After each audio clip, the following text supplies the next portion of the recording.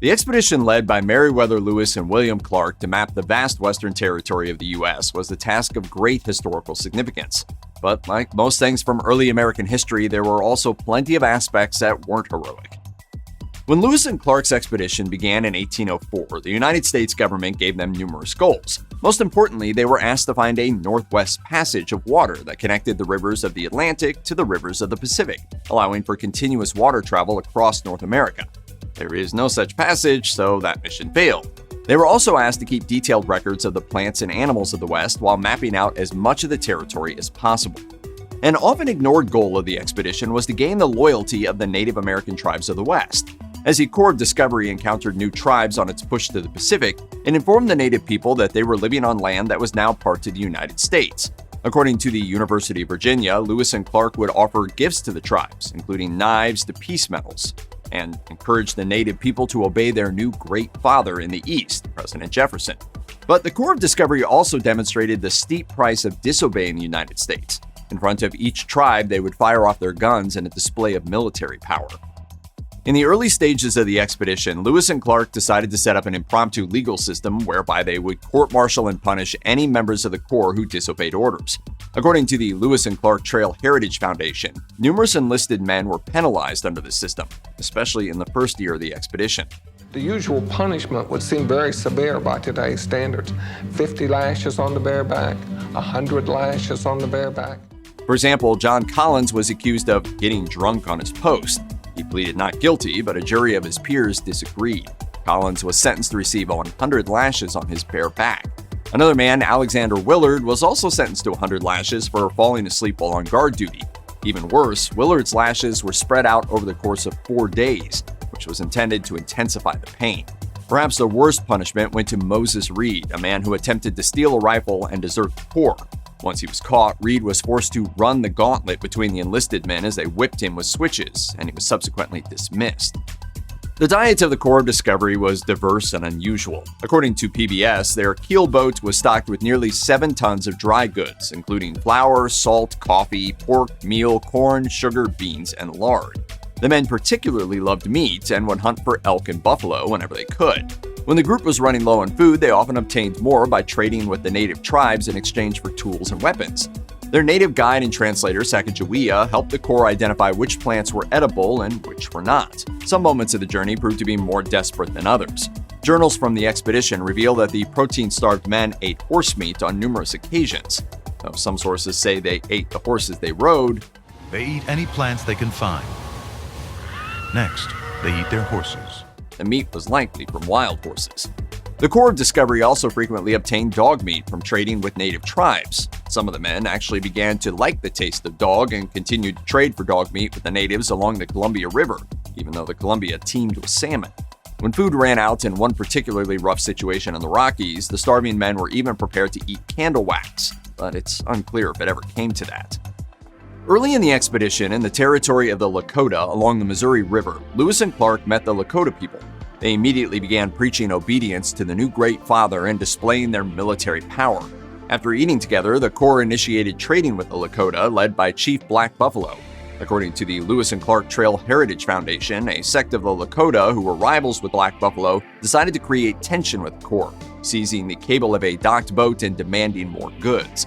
Clark escalated hostilities further, drawing his sword and ordering his men to point their guns at the Lakota. Thankfully, Black Buffalo intervened, reprimanding the Americans but ordering the Lakota to fall back. The Corps of Discovery stayed with the tribe for several more days, but the relationship remained tense. The one example of out-and-out armed conflict came in 1806 in an encounter with the Blackfeet tribe. On the return trip from the Pacific, Lewis and Clark decided that the men should break into smaller groups to survey more of the unexplored Western territories. Lewis took his crew north, landing them in the territory of the Blackfeet, who were known for their military dominance in the region. According to PBS, Lewis's crew encountered 8 Blackfeet men. After some initial suspicion subsided, they decided to camp together for the night. Things went awry when Lewis informed the Blackfeet that some of their rival tribes, the Shoshone and Nez Perce, would be receiving supplies and weaponry in exchange for allying with the U.S. The Blackfeet felt threatened by the news, so that night the Blackfeet reportedly attempted to steal the Corps' guns. In the fight that ensued, Lewis reported that one of his men stabbed a Blackfeet warrior while he personally shot another who was attempting to run off with the crew's horses. After the fight, 2 men were dead at the hands of the Corps of Discovery. According to Indian Country Today, the Blackfeet closed off their territory to whites for the next 80 years. Men on the expedition fell prey to a variety of illnesses and injuries. Sergeant Charles Floyd, for one, became severely ill in the first few months of the trip and died shortly after. According to modern historians, he likely succumbed to a burst appendix. Perhaps surprisingly, Floyd was the only member of the expedition to die during the entire 3-year journey, according to PBS. Many others got sick, often with venereal diseases. At the time, it was common for Native men to allow white visitors to sleep with their wives as a sign of goodwill. To them, it was not a degrading thing. This wife-sharing, which had been happening for years with British and French traders, led to the rapid spread of sexually transmitted infections. Lewis and Clark primarily relied on a powerful mercury-based laxative to treat their men for basically any illness. These pills were colloquially known as Rush's Thunderbolts, after Benjamin Rush, who manufactured them. They rarely helped. The mercury often made the men sicker than they were before, but the pills did have one odd helpful side effect. Smithsonian Magazine reports that modern historians have been able to track the exact voyage of the Lewis and Clark expedition by looking for mercury deposits left behind in the men's stool. Conflict with Native Americans wasn't the only threat that the Corps of Discovery faced. The government of Spain felt that the expedition was an encroachment upon their territory and feared that it could be a precursor to further American expansion to the west. Although the United States government had purchased a massive amount of land from France, Spain still owned all the land west of the Louisiana Territory, as far north as modern-day Oregon. When word about the expedition spread, the Spanish governor of New Mexico sent a force of 52 soldiers to intercept the men, teaching history notes.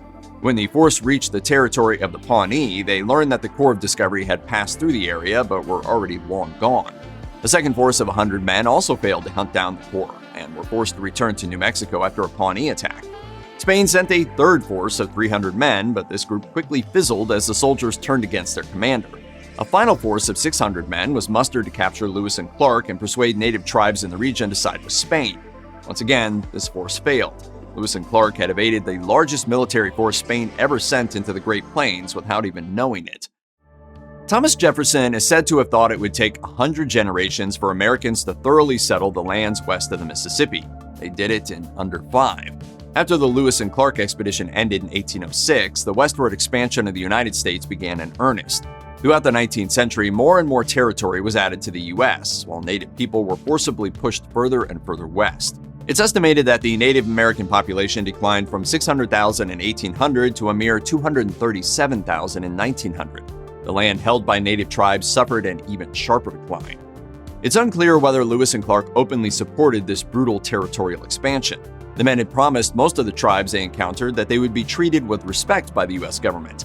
It's hard to say if they honestly believed that was the case, but we do know that Lewis and Clark's daring expedition west inspired many future settlers to do the same, and that the geographic and scientific information they collected encouraged further expansion. Nearly every member of the Corps of Discovery was given a generous reward. Besides monthly wages, each enlisted man received 320 acres of land. Lewis and Clark both received 1,600 acres. Sacagawea received nothing, but her husband Charbonneau was granted the same payment as the other enlistees, according to PBS. One man was excluded from the payment: York, the expedition's sole black participant and personal slave to William Clark. York was forced to join the Corps of Discovery against his will, and some of the expedition's men treated York with hostility. According to Smithsonian Magazine, one threw sand in his face, causing York to almost lose an eye. As he traveled with the Corps, York was likely motivated by the hope that finishing the expedition could earn him his freedom. But when the mission concluded, William Clark refused to free York. York's request to be freed actually enraged Clark, who threatened to sell him to a more severe master in the South. The Washington Post writes that Clark denied York's appeal to be hired out to the farm in Louisville, where his wife worked, and even in Clark's own words, gave York a severe trouncing for his insolent behavior. Clark did ultimately free York sometime before the 1830s, but he continued to claim that York preferred life as a slave. Just a routine expectation and assumption on the part of slaveholders that black people preferred to be slaves. After the expedition, President Thomas Jefferson personally appointed Meriwether Lewis as governor of the new Upper Louisiana Territory, according to PBS. But honor did not bring Captain Lewis happiness. He'd been plagued by depression for much of his life, which may have been worsened by neurosyphilis, according to some modern medical historians. His depression left him incapable of completing a journal of his expedition, which disappointed President Jefferson. Lewis's dealings with the War Department also left him in deep debt, so he took a trip to Washington, D.C. to sort out his financial situation. In 1809, in a remote inn on the route to Washington, Lewis is thought to have taken his own life at just 35. Smithsonian Magazine explains that the circumstances surrounding Lewis's death have led some to speculate that he was actually murdered. Lewis was found with gunshot wounds to both the head and chest, and the innkeeper's wife reportedly saw him crawling around before he died. It was also well known that bandits roamed the area. Could Lewis have been the victim of a mugging gone awry? Possibly. It's far more likely that his death was at his own hands. Lewis had composed his will before the trip to D.C. and had attempted to kill himself just a few weeks earlier. Since no one saw it happen, there will probably always be a little room for doubt. There's also some mystery surrounding the death of Sacagawea. 3 years after the expedition ended, Sacagawea's family accepted an invitation from Clark to come live in St. Louis.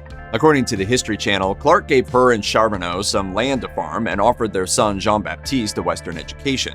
But farming proved unsuccessful, so Sacagawea and Charbonneau joined a fur trading expedition, leaving Jean-Baptiste under Clark's guardianship. After this point, written records of Sacagawea's life become sparse. She gave birth to a daughter, Lisette, in late 1812 and became fatally ill soon after. According to the Journal of Fur Trader John Lutig, Charbonneau's wife died of fever the evening of December 20th, 1812. Historians have generally accepted this as Sacagawea's official death date, when she was just 25. Clark adopted both Lisette and Jean-Baptiste the following year, but Lisette likely died as an infant. However, Sacagawea was not Charbonneau's only wife, and Lutig's journal entry is unhelpfully vague. According to Native American oral tradition, Sacagawea left her husband and moved west, eventually returning to the Shoshone tribe in Wyoming, where she remained until her death in 1884. If this is true, then Sacagawea would have been in her 90s when she died.